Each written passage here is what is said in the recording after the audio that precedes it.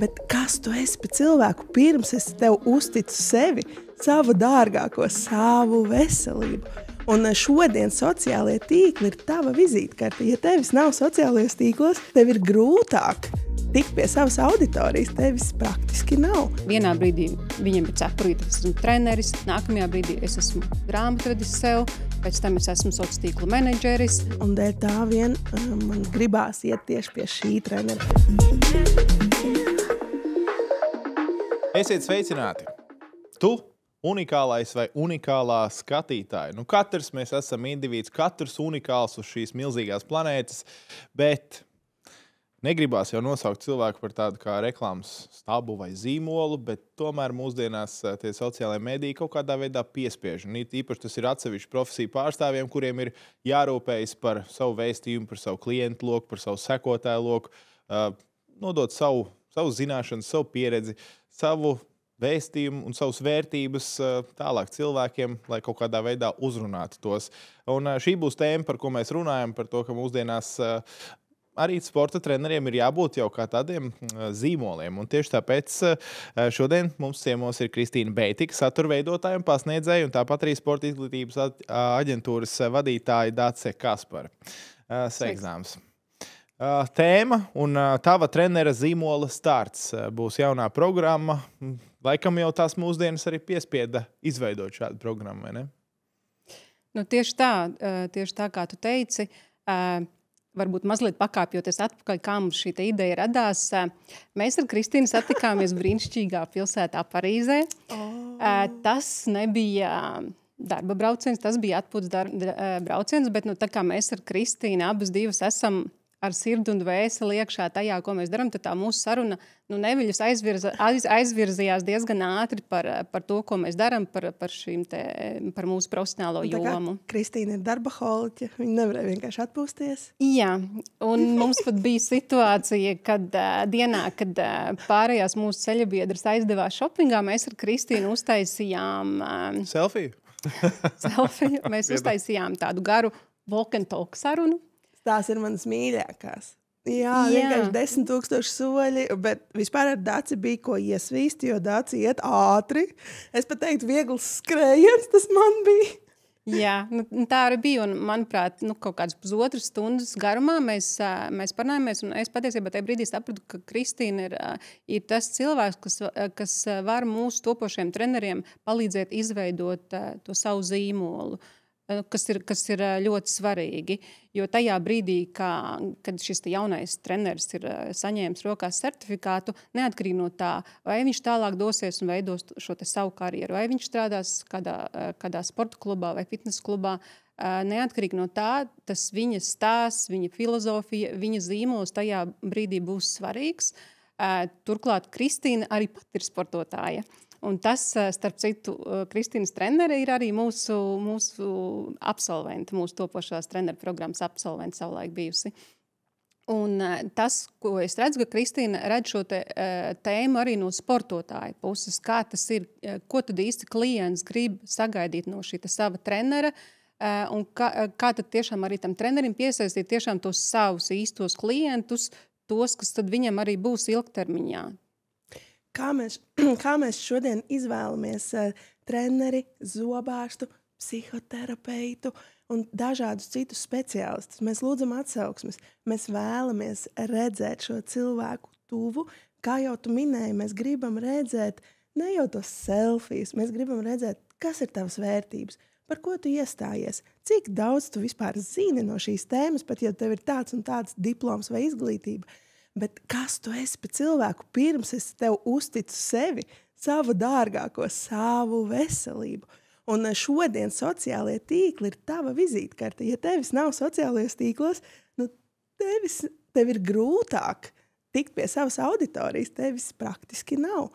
Un tavs sociālais tīkls vienalga, vai tu pārstāvi Facebook, vai TikTokā esi aktīvs, vai Instagramā, vai Threados, tur tu parādi sevi, tā ir tava vizītkarte, tā ir tava mājaslapa.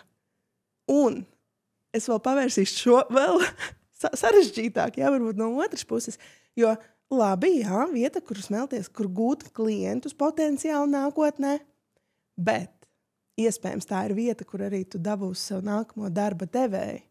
Jo arī darba devēji šodien dod priekšroku tiem, kuriem ir sakārtot sociālie tīkli. Un arī, ja tur ir kāda sekotāja bāze, tas noteikti būs tev bonusiņš. Un jo tu ātrāk sāksi, jo tas nav viegli.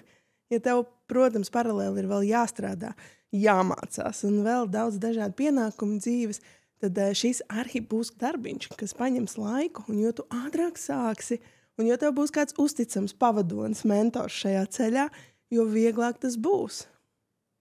Man darbs tāds oponents. Bišķi viņi tagad sagrauž šo visu. Labi, negluži sagrauž, bet es joprojām zinu daudz speciālistus, kur no mutes mutē aiziet reklāma, ka viņam nav nekāda interese to darīt. Un šeit ir runa vēlreiz atkārtojot, tās ir dažas profesijas. Piemēram, treneri mēs, protams, ka varam šādā ielikt, jo tur es tev daudz kur arī piekrītu, bet varbūt arī tas laiks, ko tu veltīji tur 10 video uzfilmējot, varbūt viņš profesionāli izaug un tā tālāk. Tāpēc es nedaudz tā kā oponētu to. Un iestātos... tev jājūt, vai tev vispār gribās. Tieši tā, un es par to balansu gribēju saprast, jo tur ir tiešām, ja gribi kvalitatīvu saturu, tad tam ir jāvelta diezgan daudz laika. Tu vari arī izdarīt pretēji.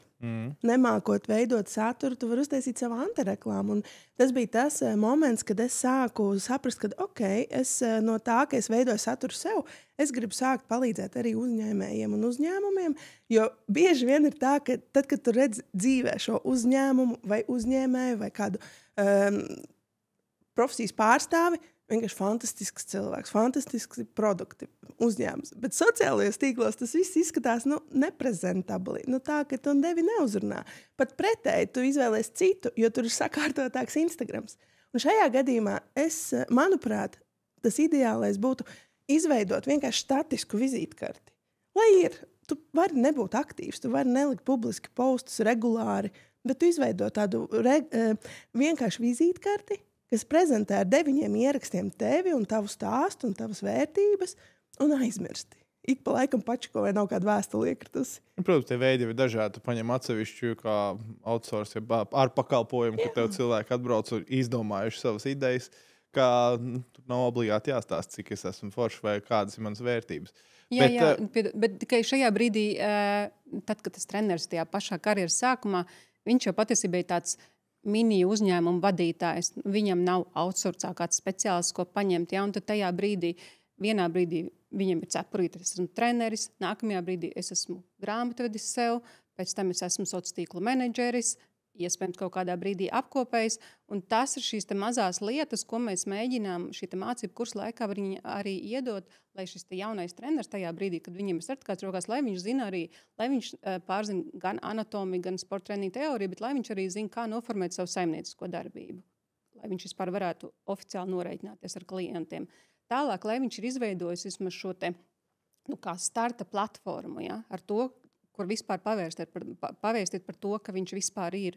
Un tad jau tālāk ir viss tas apjoms, ja, par ko tu, Reini, mini. Bet skaties, labi, iespējams, tu esi super veiksmīgs pieprasīts treneris, tev stāv rindā, tu nespēji apkalpot visus klientus.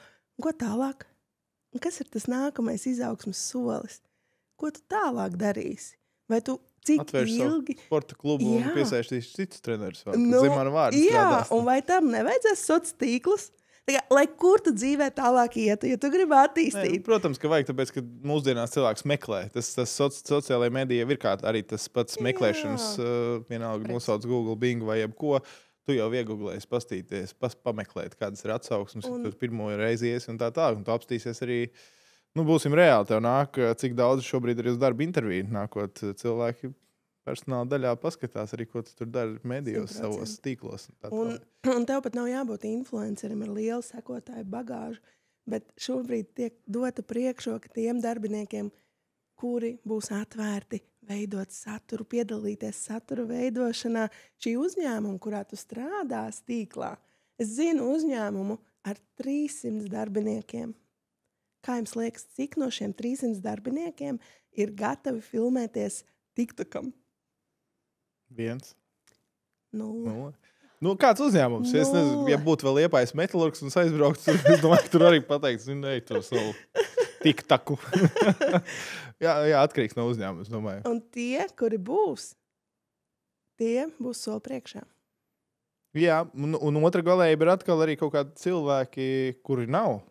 Tad jūs sāc domāt, ka kaut ko viņš slēpj, ne? Kaut kas nav ritīgi. Tā jau ir tā jaunās paudzes tāda domāšana par to, Vai ka viņam ir vienkārši no 2013. gada bildes, kas neatbilst šodienas realitātei. Varbūt tas kurs nenoderēs profesionāli, bet vismaz, nu tad es pārskatu, kas man tur ir tajos albumos. Varbūt tā vētrainā dzīve, kas man bija, nu es runāju pēc sevis, jā, man tā bija pirms 20 gadiem, 15, daudz. Jā, ka tās bildes vairs neprezentē mani tā, kā es gribētu šodien izskatīties. Nu labi, sapratām, ka tas ir nepieciešams īpaši jaunajiem.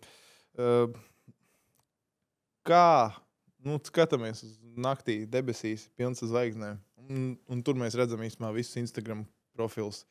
Katra zvaigznīte ir Instagram profils šajā pasaulē. Kā daudziem ir vairāki, vai ne? Kā tajā visā muģeklī, tajā visumā, profilu, piemēram, visumā, atrast to savu. Katram vērtības, katram tur savs.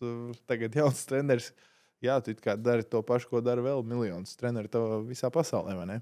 Un tur tu pats atbildēji pašā pirmajā teikumā, kā iesāki šo sarunu. Tu esi unikāls. Nu nav otra Reņa. Un ja es redzu to tevi, to, kā tu vadi dienas, kāda ir tava pieeja lietām, kā tu skaties uz šo pašu mācību procesu. Man liekas, fantastisks saturs, ko atspoguļot, kā tu ej cauri mācību procesam, kādas teorijas tu pārbaudi, ko tu dari paralēli, kā tu to praktizē dzīvē, cik tu aizrautīgs, kā tev mirdz acis par to. Un, lai cik zvaigznes mēs redzētu un cik līdzīgas viņas būtu, nav divi vienādi. Un ja tu rādīsi sevi, būs patiesas un atklāts, tad man liekas, ka tas ir tāds ātrākais solis uz izaugsmi.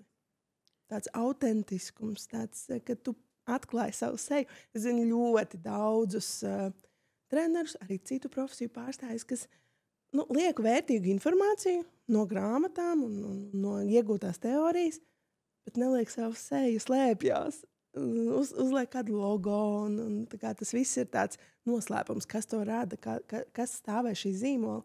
Un tad man īsti, es nevaru saprast, vai es uzticos, jo es uztraucos. Tā kā, zini, tas aklais randiņš. un tad, cilvēki grib redzēt sevi, grib redzēt, kas stāvē šī. Jā, trenera gadījumā tas ir arī veids, kā tu saproti, kāds ir trenera vadīšanas stils. Vai tu gribi šo te stingro treneri, ar šo te armijas stilu, vai tu gribi savukārt kaut ko, kas tev mazliet pamotivē, bet tomēr tev iedod to sajūtu, ka tu vari pats, ka tev pamotivē. Tā kā tu vari izvēlēties to, kuras tās tev uzrunā vairāk, pie tā jau tu beig galā arī aizies. Novērojot tos absolventus, kas ir beiguši. Konkrēts vārdus nesaucot varbūt, vai ne, bet noteikti tu skaties, kā kuram tā karjera ir aizgājusi, tev ir. Varētu sarakstīt tabulā labie, sliktie piemēri. Tas ir tik labs treneris, bet viņš nav tīklos. Ir tās sajūtas, ko tu tagad novēro no visiem, kas ir pabeiguši. Zini, kā ir? Es jau zinu tos, kuri tajās sociālos ir.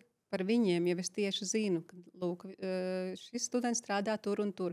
Par tiem, viņi mums tomēr ir bijuši daudz šo 15 gadu laikā. To, kuru nav sociālos, es jau par viņiem pat īsti nevaru uzzināt. Labi, bet daudzi pasties ir nonākuši pie jums pateicoties tam, ka viņi ir sākuši ar sociālajiem mēdījiem paši trenēties.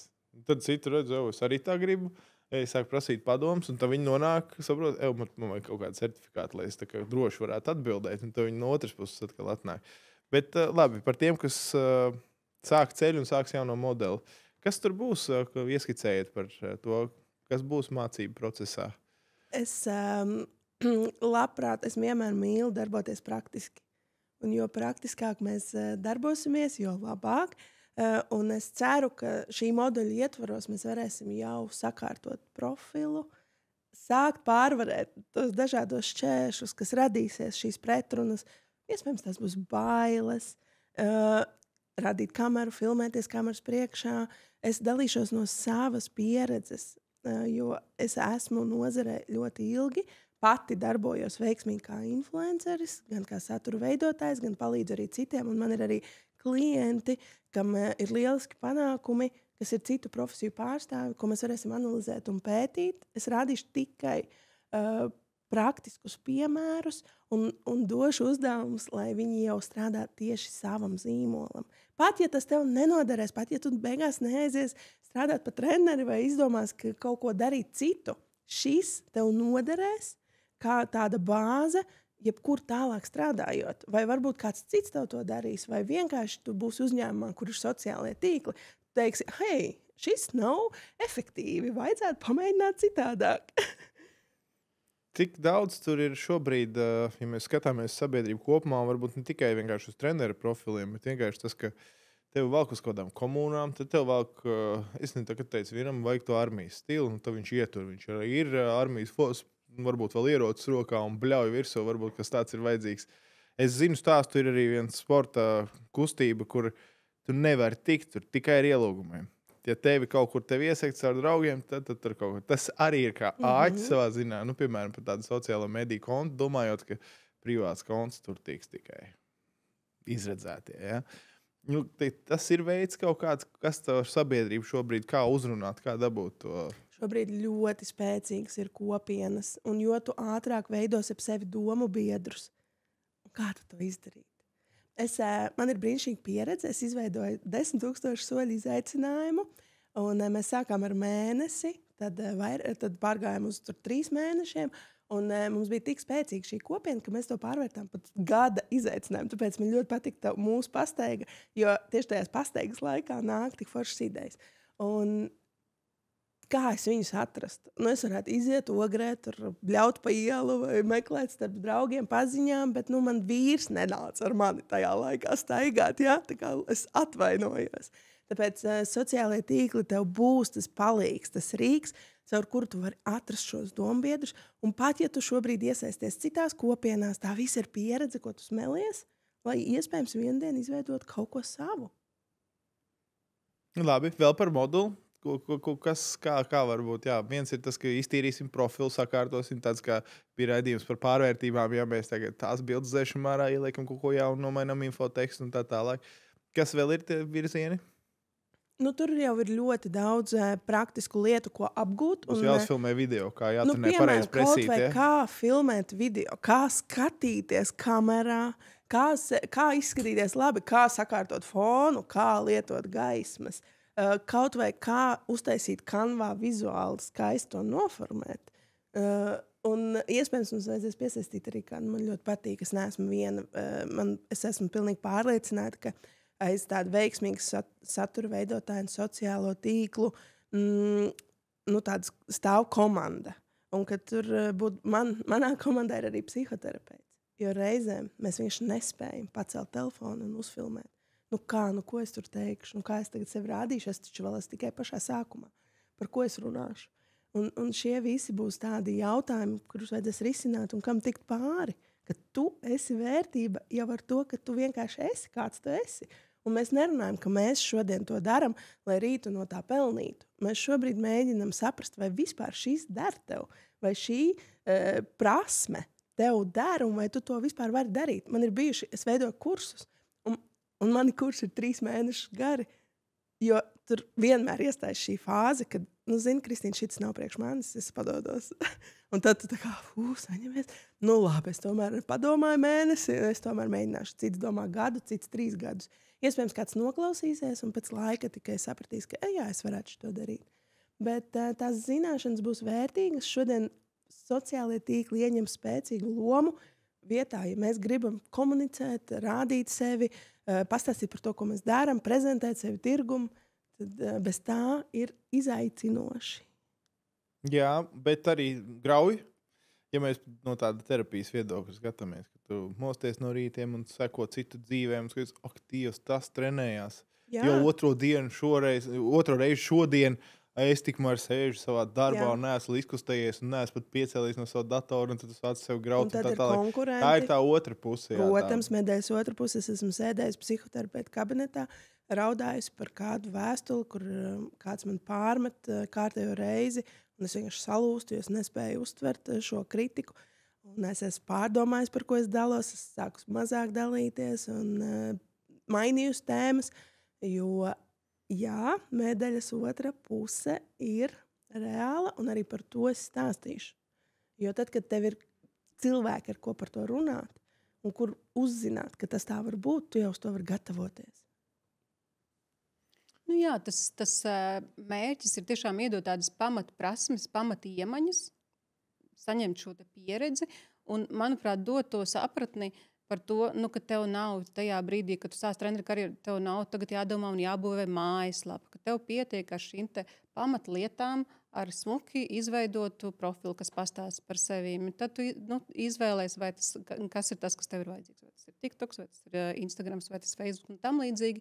Nu, tā kā mēs iedosim viņiem tādu starta gatavības paku, ar ko vispār sākt. Un tad jau viņi var domāt, vai viņiem ir vajadzīga šī ikdienas komunikācija, vai to viņi dara periodiski, vai arī, nu, teiksim, Reini, tad, ja tu meklētu treneri, jā, nu, kā tu viņu īsti atrastu?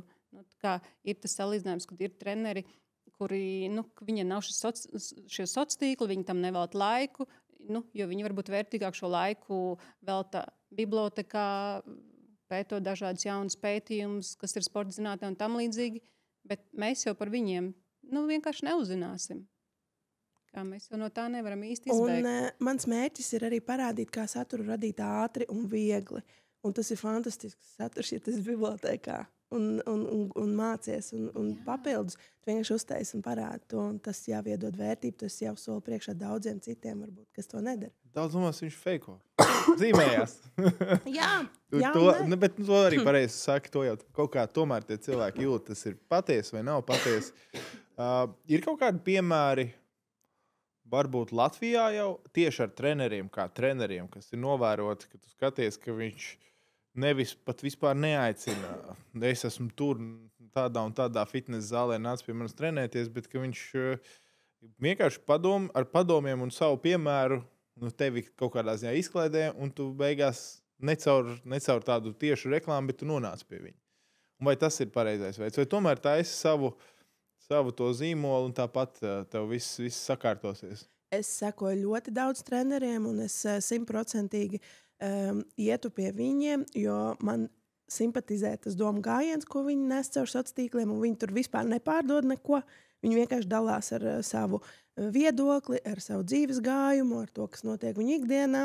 Un tas nenotiek katru dienu. Tās var būt 2-3 publikācijas nedēļā, bet tas jau iedod to raksturu par to, kāds tu esi un cik izglītots, cik zinošs, cik pārliecinošs tu esi tajā, ko tu dari. Un dēļ tā vien man gribās iet tieši pie šī trenera. Un es esmu, lai gan es pati esmu šajā pusē, kur es saprotu, kā veido saturu un kā strādā mārketings. Es esmu arī mārketinga speciālists pēc izglītības, bet es esmu arī tas cilvēks, kas aizies pie tā, kuram tas tajā Instagramā būs pirmkārt kaut kas, otrkārt kuram kvalitatīvāks. Kuru man uzrunās vienkārši, piemēram, es pastīšos laivu, arī man psihoterapeiti ir Instagramā, viņi ir taisa laivus ar citiem speciālistiem, un es paklausos, un es sajūtu, man uzrunā šis cilvēks. Jo mēs jau bieži vien pievelkamies pie cilvēkiem pēc sejas, pēc sajūtām, pēc tā, kā viņi runā. Nu, varbūt tu tā īsti nesajūties, bet mēs tas sievietes, man liekas, vairāk tā uz emocijām, vai ne? Un tad ir forši, ka viņiem ir kaut kādas sarunas profilā, ka tu vari iepazīt šo cilvēku. Labi, no otras puses, tas, kurš ir pie tā telefona, jūsuprāt, kas ir tās lietas, kas tam sportot gribētājiem vai sportotājiem interesētu no trenera? Manuprāt, svarīgi ir tas, ka treneris caur šo savu stāstu un filozofiju tā neviļus liek izvēlēties viņu, lai šis tas potenciālais nākotnes klients sajust viņu un saprast, ka jā, šis ir tas cilvēks, kas var palīdzēt man sasniegt šos manus sportiskos mērķus. Un ar to, manuprāt, tāpēc tas strādā. Manuprāt, tā vairs nav tieša reklāma, kas šobrīd strādā. Nevienam nepatīk sajust to, ka viņiem kaut kas tiek pārdots. Un man šķiet, ka šis ir tāds absolūti organisks veids, kā pārdot nemanot ar to savu stāstu un filozofiju. Piemēram, ir arī veids, kā tas var būt moments, kad tas tev kaut ko pārdod. Piemēram, tu veido treneru treneris, kas veido grupas, treniņu grupas, vai tev ir pieraksts un dienu iepriekš kāds saslimst un atbrīvojas vieta. Tad šis ir mirklis, kurā tu vari ātri ielikt storijā, kad, hei, atbrīvojās viena vieta, un to praktizē ļoti daudz speciālisti, un šī vieta uzreiz aizpildās. Un ka tas var būt arī instruments. Būsim godīgi un runāsim tieši. Šis var būt arī instruments, kā tu pelni vairāk. Tu vari caur saviem domu biedriem, draugiem, atbalstītājiem salasīt 5 cilvēku grupu vai caur sociāliem salasīt 20 cilvēku grupu un nopelnīt vairāk. Šajās sarunās mēs apskatām arī to tēmu, ka viens burbulis ir, kurā tu sporto un kurā tu esi. Tu tomēr esi tā sabiedrībā, kādā tu grozies, tas viss tev kaut kur apkārt tavā universā arī apgrozās. Bet pēc statistikas datiem Latvija nav no sportiskākajām galīgi Eiropas Savienībā. Kā treneriem un cik liela atbildība būtu mēģināt tā kā nefokusēties tik ļoti uz to savu klientu, kā varbūt vienkārši vairāk domāt par to vērtību kā tādu, iedot to izglītību par sportu caur nezinu kādiem veidiem, bet lai dabūtu tos, kas nesporto. Es domāju, ka jo mēs vairāk rādīsim sociālajos tīklos par to, kā mēs sportojam, ko tas mums dod. Un šeit es domāju ne tikai trenerus. Šeit, jo es ticu, ka arī jums šajā programmā ir ne tikai topošie treneri, bet arī līdzīgi cilvēki kā es, kas jau gadiem iet uz zāli un grib varbūt uzzināt vairāk, padziļinātāk par to, vai varbūt kāds jaunās māmiņas, kuras paralēli savā brīvajā dekrēta atvaļinājumā. Es, protams, ironizēju, jo es pat esmu 2 mazu bērnu mamma. Ar Bet laiku ir mums kā ir. Tādi piemēri arī. Un tas arī ir viens no veidiem, kā šajā posmā mazliet tā kā apgūt sev kaut kādu prieku. Kad, man liekas, tas ir tāda vērtība. Es redzu šos kursus kā tādu vērtību cilvēkam, kurš interesējas par veselību, kurš interesējas par savu sportisko formu. Un jo mēs vairāk rādīsim, kā mēs sportojam, jo vairāk mēs iedvesmosim citus. Un es esmu noteikti šīs teikuma vēstnesis, jo es pati tā daru. Un man ļoti daudz sekotāji raksta, ka pateicoties šiem storijiem, viņi ir saņēmušies iet uz zāli, ka izrādās arī cilvēki, kas nav perfektās formas un ir ar lieko svaru, arī iet uz zāli un ka var tā darīt.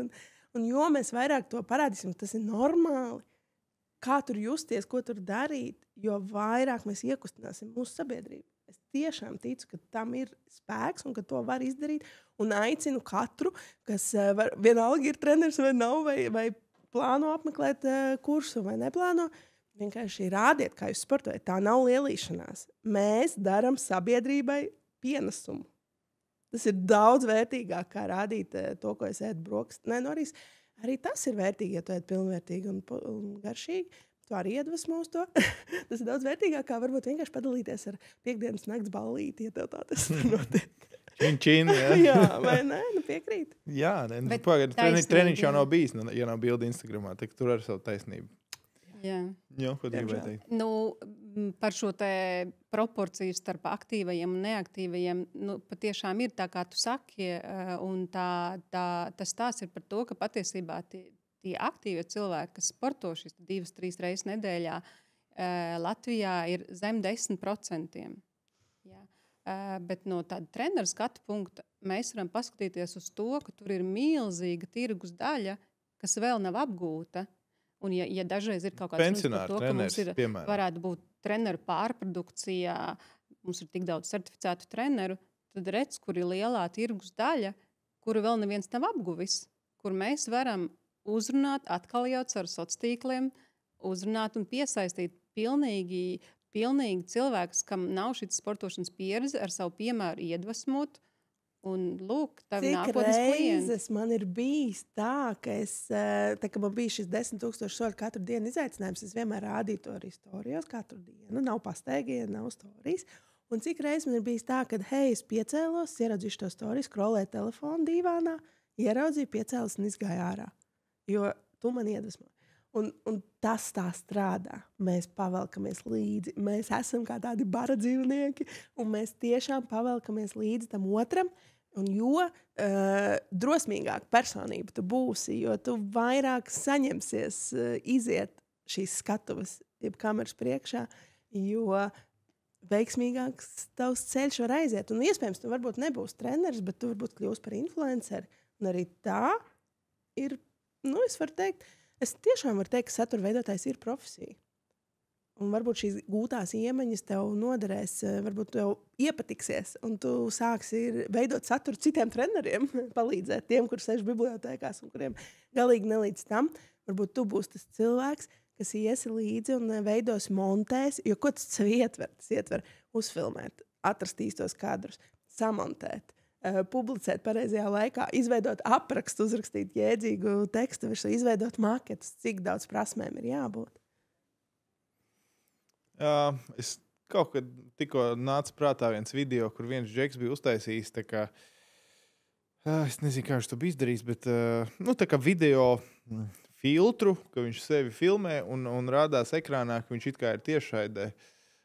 Neatceros, kurā platformā, bet tur redzēja sekotāju skaitu, kas šobrīd skatās to. Un tad viņš pieiet tur restorānā, man liekas, Amerikā uz ielas, viņš saka, es esmu tiešraidē. Un tie visi jau zina to platformu, piemēram, Instagramā, viņi postās tur miljonus skatās šobrīd šito laivā sirsniņus, tur visu laiku lido un viss. Viņš, protams, tas viss ir viltus tāds uztaisīts, bet tu redzi, kā tie cilvēki, wow, šitais ir kaut kāds stārs. Tas vienkārši norāda, un labi, tā ir Amerika, bet mēs varam tomēr kaut kāda mēraukli bišķiņ skatīties arī, ka cilvēkam ir svarīgi, ka šim trenerim ir daudz sekotāju, tā tad viņš ir labs treneris. Jā, mēs varam kursā arī parunāt par šo, kā kritiski izvērtēt, kam var ticēt, izanalizēt citu treneru statistiku, apskatīties, kur ir jau programmas. Es domāju par tām tendencēm, ka cilvēkiem patīk, ja viņš ierauga, baigi daudz sakotē, tā tad var uzticēties. Jā, tas varētu būt risks. Un šeit būs vien jādomā līdzi. Būs vien jāieslēdz šī kritiskā domāšana arī pašiem. Man kursā, starp citu, viesojās arī Inga Spriņģe un ar lekciju par kritisko domāšanu, jo reizē mēs pavelkamies tiešām aizrautīgi līdzi, bet varbūt tur patiesībā ir tikai skaista fasāde, bet satura nav. Līdz ar to, protams, ir jāizpēta arī kaut kāda tā otra puse, un kam tu seko, kādai informācijai tu tici, un vai tā ir tiešām patiesa. Tā nevar akli ticēt. Bet mums līdz tam vēl tāls ceļš ejams. Paldies jums par sarunu. Klikšķinam, laikojam, subscribojam, ja kā vēl jāsaka, šērojam. Mēs novērtēsim, ja jūs ar šo sarunu padalīsieties un uzrakstīsiet komentārā, kas jums no šī aizķērās, vai jūs piekrītat, vai jums varbūt esat opozīcijā, un ko jūs sagaidītu no šāda kursa, ja nolemtu pieteikties. Un vēl viens eksperiments. Tagad atveriet telefonu, trešā saraksti no augšas, kas jums ir WhatsAppā, tam aizsūtiet saiti uz šo sarunu. Redzēs, kas tur sanāk. Ļoti labi. Vai ne trešā, ne, tā būs nesen rakstītā. 63. Es cik tas būs tālu, bēgšņi atšķirs, skaties, wow, šo cilvēku neesmu runājis tik ilgi. Masa eksperiments. Ierakstiet komentārā, kam jums aizsūtījāt. Un tas, kurš noskatījās, ierakstiet, kāpēc viņš man to atsūtīja. Paldies, ka skatījāties un sportojam un esam aktīvi arī sociālajos mēdījos.